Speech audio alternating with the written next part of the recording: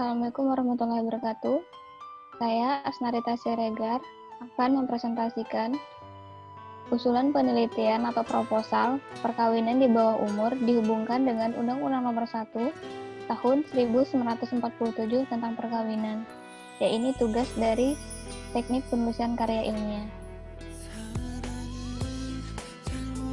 Latar belakang penelitian, negara Indonesia merupakan negara hukum sesuai dengan filosofis Negara Republik Indonesia, yaitu Pasal 1 Ayat 3 Undang-Undang Dasar Negara Republik Indonesia tahun 1945. Hal ini berarti negara Indonesia menjunjung tinggi hak atas manusia dan menjamin semua warga negaranya dengan kedudukannya di dalam hukum serta wajib menjunjung tinggi hukum dan pemerintahan tanpa kecuali.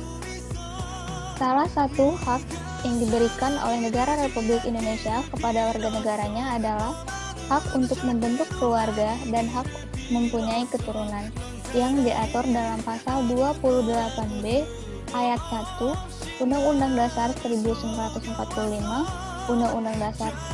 Pasal 1 ayat 3, perkawinan adalah suatu hal yang mempunyai akibat yang luas di dalam hubungan hukum antara suami dan istri. Dalam Kamus Besar Indonesia mengartikan kata nikah sebagai perjanjian antara laki-laki dan perempuan untuk bersuami, istri, atau sering diartikan pula dengan perkawinan. Mulanya kata nikah berasal dari kata Arab, sedangkan Al-Quran menggunakan kata zawwaja dan kata zawuj yang berarti pasangan.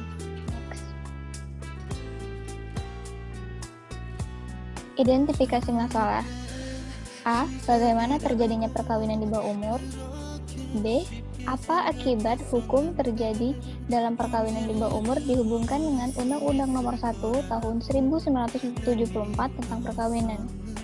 Dan yang terakhir, C. Bagaimana cara penyelesaian permasalahan perkawinan di bawah umur? Tujuan penelitian. Yang pertama, untuk mengetahui, mengkaji, dan analisis perkawinan di bawah umur antara hukum positif.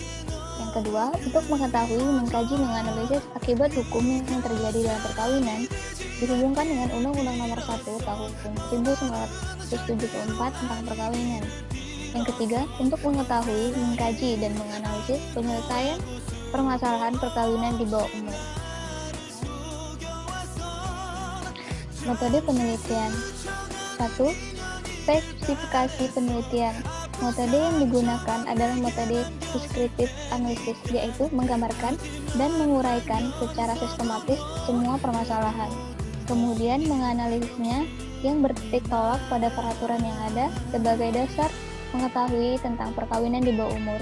Muhammad Alvin Faiz dan Laisa Chow dihubungkan dengan Undang-Undang Nomor 1 Tahun 1974. Yang kedua, metode pendekatan.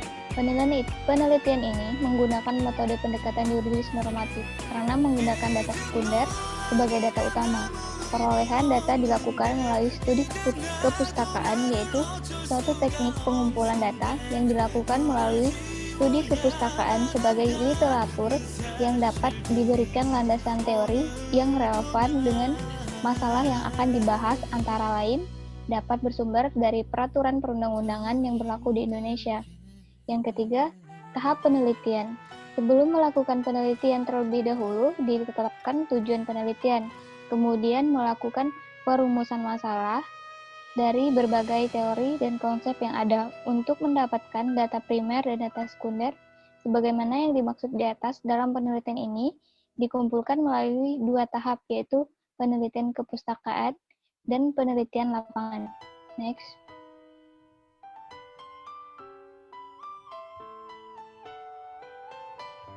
Yang keempat, teknik pengumpulan data.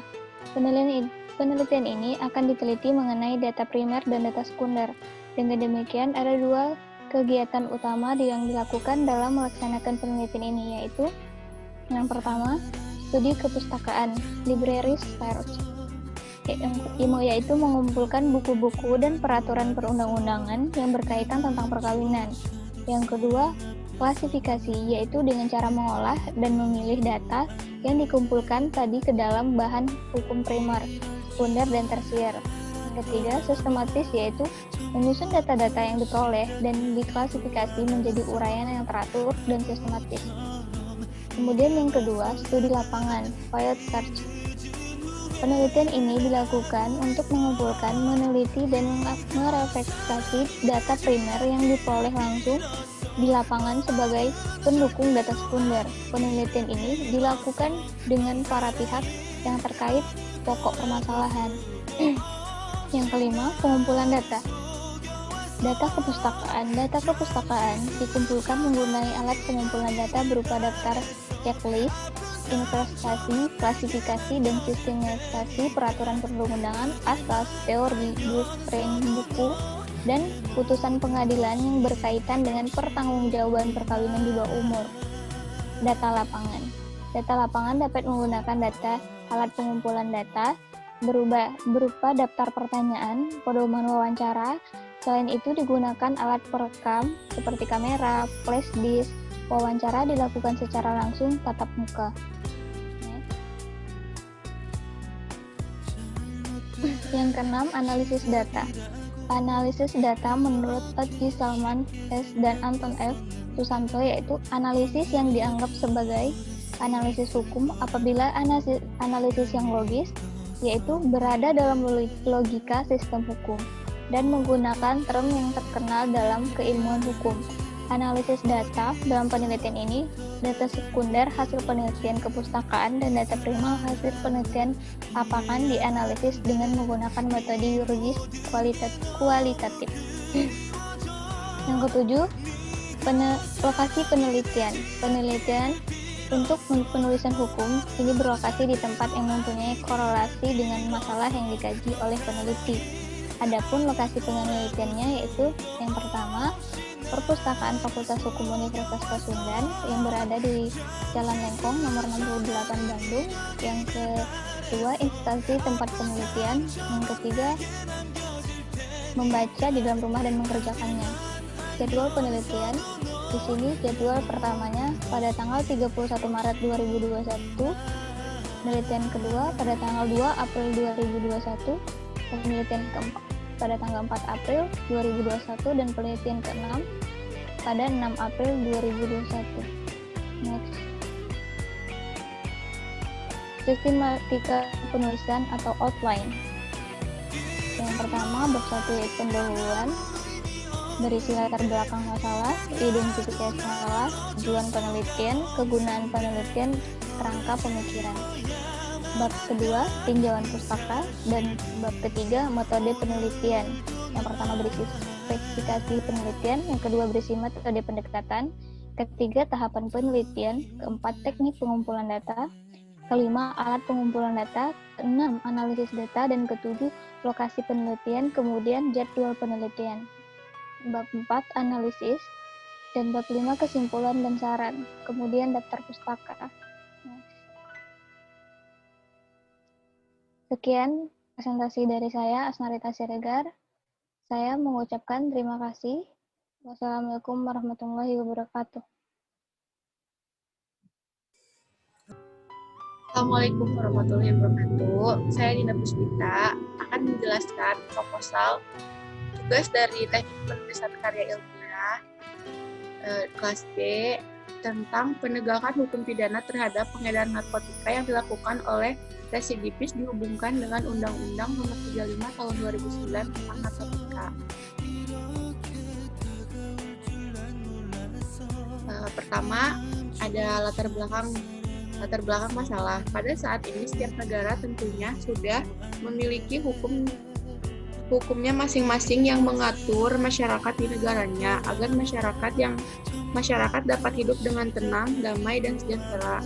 Tak terkecuali di negara Indonesia yang merupakan negara hukum sebagaimana tercantum dalam pasal 1 ayat 3 Undang-Undang Dasar 1945, yaitu negara Indonesia adalah negara hukum. Maka dari itu, setiap perbuatan yang melanggar hukum memiliki sanksi.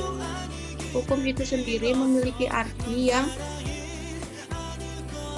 yang bermacam-macam dan banyak dari pakar hukum yang mendefinisikan hukum secara berbeda-beda. Dan definisi hukum menurut beberapa pakar hukum adalah menurut Utrecht, Utrecht, hukum merupakan himpunan petunjuk hidup, perintah, dan larangan yang mengatur tata tertib dalam suatu masyarakat yang seharusnya ditaati oleh seluruh anggota masyarakat. Oleh karena itu, pelanggaran petunjuk hidup tersebut dapat menimbulkan tindakan oleh pemerintah atau penguasa itu.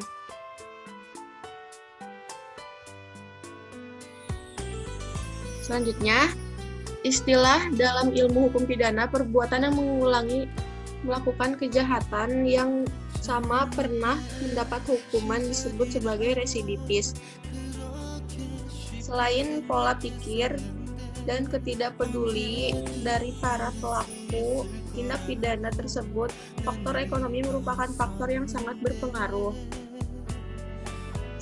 Seseorang melakukan suatu pengulangan tindak pidana atau tidak. Selain itu, peran masyarakat juga sangat penting karena penilaian masyarakat terhadap seseorang atau anggota masyarakat yang melakukan tindak pidana sering diasingkan atau ditandai dengan seorang pelaku tindak pidana atau kejahatan walaupun dia sudah lepas dari hukumannya dan tidak melakukan perbuatannya lagi.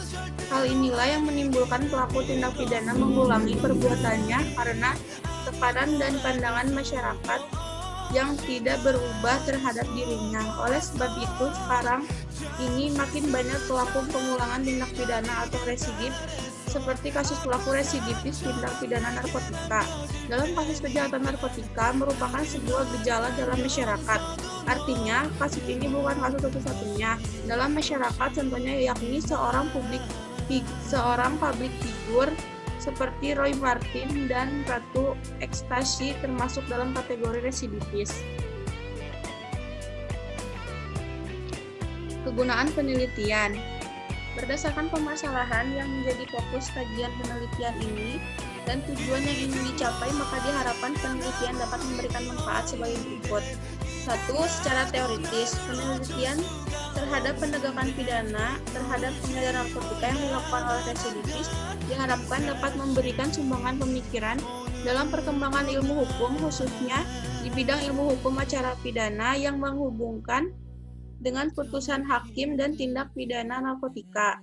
2. Secara praktis, penelitian ini diharapkan dapat memberikan masukan dan sumbangan pemikiran bagi A. Penulis berharap penelitian ini dapat menambahkan wawasan di bidang ilmu hukum dan umumnya khususnya dalam bidang hukum pidana yang membahas mengenai putusan hakim di luar dalam tindak pidana narkotika.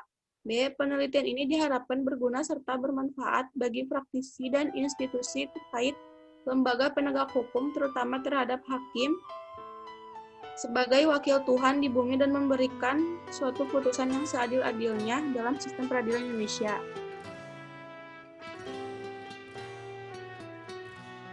Ada juga kerangka pemikiran. Menurut Sudikno Martokusumo menyatakan bahwa negara Indonesia sebagai negara hukum diatur secara tegas dalam pasal 1 ayat 3 Undang-Undang Dasar tahun 1945, Amandemen keempat. Konsep negara hukum yang berkembang di Indonesia banyak dipengaruhi oleh konsep negara hukum yang lahir dalam sistem hukum atau civil law system. Dalam hal yang sangat sederhana, karena lebih dari 350 tahun Indonesia dijajah oleh Belanda yang sistem hukumnya civil law system. Ada beberapa istilah asing yang digunakan sebagai pengertian negara hukum yakni Rechtsstaat dan Rule of Law. Ada juga teori kepastian. Hukum kepastian, hukum menekankan agar hukum atau peraturan ini ditegakkan sebagaimana yang diinginkan oleh bunyi hukum dan atau peraturannya. Setiap orang mengharapkan dapat ditetapkannya hukum dalam hal terkaji peristiwa yang konkret. Bagaimana hukum itulah yang harus berlaku sehingga pada dasarnya tidak dibolehkan menyimpang meskipun dunia ini runtuh, namun hukum harus ditegakkan. Inilah yang diinginkan oleh kepastian hukum. Selanjutnya ada metode penelitian. 1. Ada spesifikasi penelitian. Spesifikasi penelitian ini bersifat deskriptif atau analitis, yaitu menggambarkan fakta-fakta hukum dan atau peraturan perundang-undangan yang berlaku secara konferensif mengenai objek penelitian untuk kemudian dikaitkan dengan teori-teori hukum dan praktek pelaksanaan yang menyangkut permasalahan yang ditelitinya. 2. Dua, ada metode pendekatan. Metode pendekatan dalam penelitian ini adalah pendekatan yuridis normatif, yaitu penelitian dalam bidang hukum yang dikonsepsikan terhadap asas-asas, norma-norma, dogma-dogma, dan kaidah-kaidah hukum yang merupakan patokan tingkah laku. Dalam penelitian ini dilakukan dengan cara mengkaji ketentuan perundang-undangan dengan mengarah kepada permasalahan yang ada sekaligus meneliti implementasinya dalam praktek. Juga ada tahap penelitian. Pada penelitian ini akan diteliti data primer dan data sekunder. Dengan demikian ada dua kegiatan utama yang akan dilakukan dalam penelitian ini, yaitu studi kepustakaan atau library research dan studi lapangan atau field search.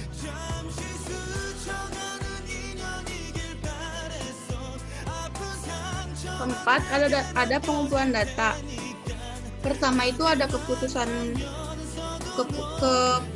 penelitian kepustakaan, dan B, penelitian lapangan. Menurut Sujono Sukanto, penelitian lapangan ialah penelitian lapangan, yaitu suatu cara untuk memperoleh data yang dilakukan dengan mengadakan observasi untuk mendapatkan keterangan-keterangan yang akan diolah dan dikaji berdasarkan peraturan yang berlaku. Penelitian ini dilakukan secara berlangsung terhadap objek penelitian yang dimasukkan untuk memperoleh data yang bersifat data primer sebagai penunjang dan sekunder. 5. Itu ada alat pengumpul data. 1. Melakukan penelitian terhadap dokumen-dokumen yang erat kaitannya dengan permasalahan dan putusan hakim dalam tindak pidana narkotika. Data yang digunakan oleh penulis melalui naskah teori yang telah dipublikasikan. 2. Menggunakan laptop dalam memperoleh data yang diperoleh dari alamat website internet. 3. Menggunakan flash disk sebagai media penyimpanan data yang diperoleh dari alamat website internet atau narasumber. Data lapangan melakukan penelitian ini menggunakan berbagai alat bantu seperti handphone, flash disk, dan lembar wawancara untuk kepentingan pencarian data. Selanjutnya, yang terakhir ada analisis data. Teknik yang dipakai penulisan untuk menganalisis data yang dikumpulkan yaitu dengan metode yuridis kualitatif.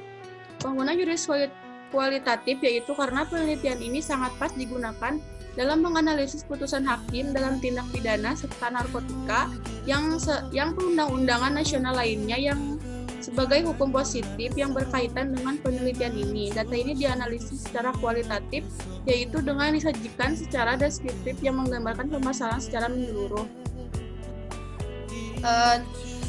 Sekian dari saya. Mohon maaf apabila ada kesalahan. Assalamualaikum warahmatullahi wabarakatuh.